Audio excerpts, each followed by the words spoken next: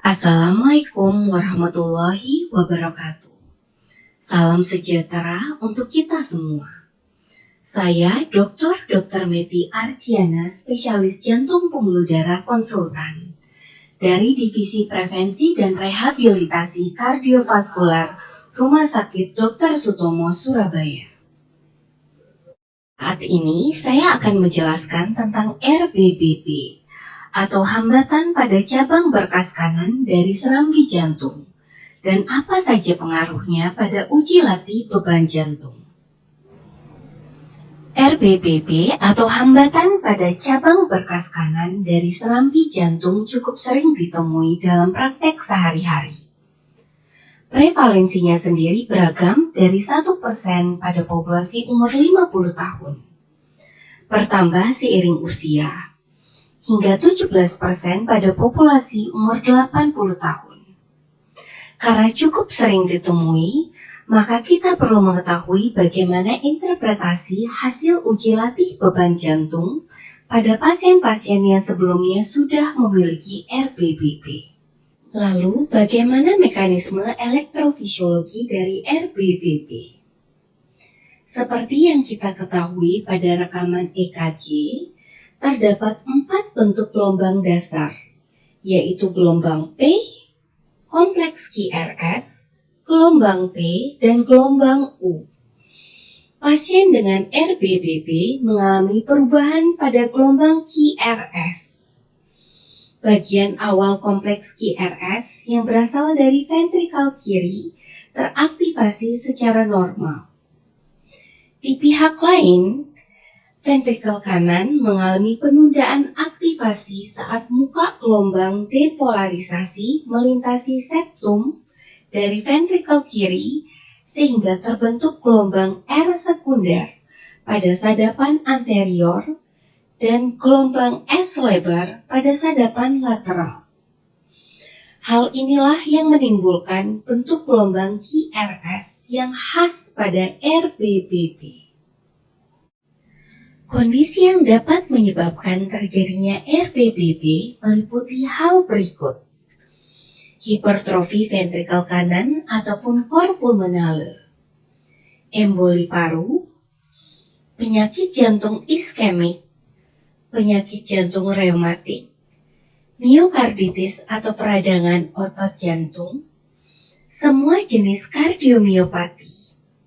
Selain itu, RBBP juga dapat terjadi sebagai gangguan primer sistem konduksi jantung, tanpa sebab lain yang dapat ditentukan. Bagaimana menegakkan suatu RBBP pada EKG standar 12 sadapan? Kriteria pertama adalah durasi kompleks QRS yang normalnya kurang dari 120 milisecond. Hambatan hantaran pada berkas cabang kanan menyebabkan durasi kompleks QRS memanjang lebih dari 120 milisecond. Namun perlu diperhatikan bahwa RBBP dapat pula terjadi tanpa pemanjangan kompleks QRS dan disebut sebagai RBBP yang incomplete. Kriteria kedua dan ketiga ditentukan oleh bentukan kompleks QRS dan juga terkait dengan perbedaan waktu depolarisasi kedua ventrikel jantung. Pada sadapan V1 hingga V3, pola depolarisasi ventrikel kiri dan ventrikel kanan yang tidak simultan mengakibatkan pola RSR aksen. Ini adalah kriteria kedua. Pada sadapan lateral, yakni sadapan 1 AVL, V5 hingga V6 berbentuk gelombang S yang lebar dengan bentuk yang tidak tegas. Ini adalah kriteria ketiga. Data yang ada menunjukkan bahwa akurasi uji latih beban jantung pada pasien dengan RBBP memiliki akurasi yang sebanding dengan uji latih beban jantung pada populasi lain dalam mendeteksi penyakit jantung koroner dengan spesifitas 87% dan sensitivitas 27%. Kohort dari Yen et al. Juga menunjukkan bahwa pasien dengan RBBP yang terdeteksi memiliki PJK dengan metode yang tepat, memiliki angka mortalitas yang secara signifikan lebih tinggi. Namun demikian, seperti ditunjukkan oleh kurva ROC di samping, tekanan darah sistolik puncak dan kapasitas latih yang tidak normal ternyata memiliki hubungan yang lebih kuat dengan mortalitas dibanding dengan perubahan segmen ST yang diinduksi latihan, sehingga tetap menjadi bagian yang penting yang harus dilaporkan, sehingga dilakukan uji latih beban jantung. Telah dijelaskan sebelumnya, akurasi uji latih beban jantung pada pasien dengan RBBP sebanding dengan akurasinya pada populasi lain. Dengan demikian, indikasi pada pasien dengan RBBP akan mengikuti pretest probability dan kondisi lain pada pasien. Pasien dengan RBBP dan pretest probability yang intermediate akan diindikasikan kelas 1. Sedangkan pasien dengan probabilitas yang rendah atau tinggi akan diindikasikan kelas 2B sesuai indikasi dari ACC-AH. Hal ini berbeda dengan pasien dengan hambatan cabang berkas kiri atau LBBP yang tidak diindikasikan. Kelas indikasi 3. Untuk uji latih beban jantung karena tidak akurat dan bahkan dapat berbahaya jika LBBP pada pasien ternyata diakibatkan oleh sindrom koroner akut. Bagaimana kriteria abnormal uji latih beban jantung pada pasien dengan RBBP? Yang perlu diperhatikan adalah bahwa hanya depresi segmen ST pada sadapan V5 atau V6 yang cukup akurat dalam memprediksi adanya penyakit jantung koroner. Lebih jauh lagi, jika pada kedua sadapan tersebut sudah terdapat ST depresi pada baseline, maka uji latih jantung dianggap abnormal jika terjadi penambahan depresi segmen ST sebesar 1 mm atau lebih.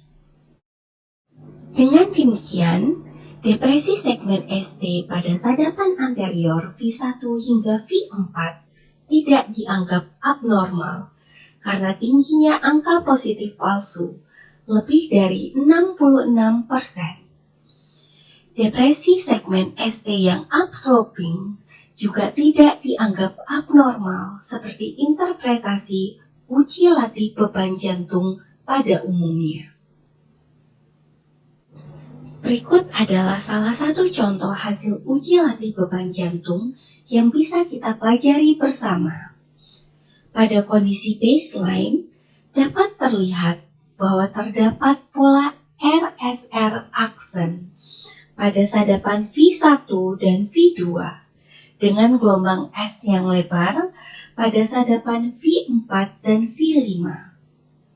Durasi gelombang QRS tidak lebih dari 120 milisecond, sehingga dapat disimpulkan bahwa pasien memiliki RBBP incomplete tanpa depresi ST sebelumnya pada sadapan V5 hingga V6.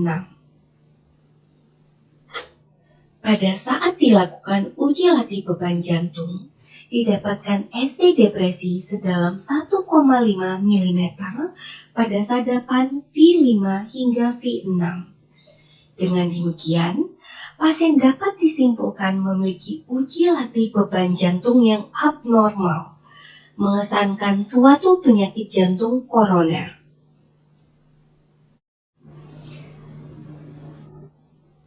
Demikian yang saya sampaikan. Saya Dr.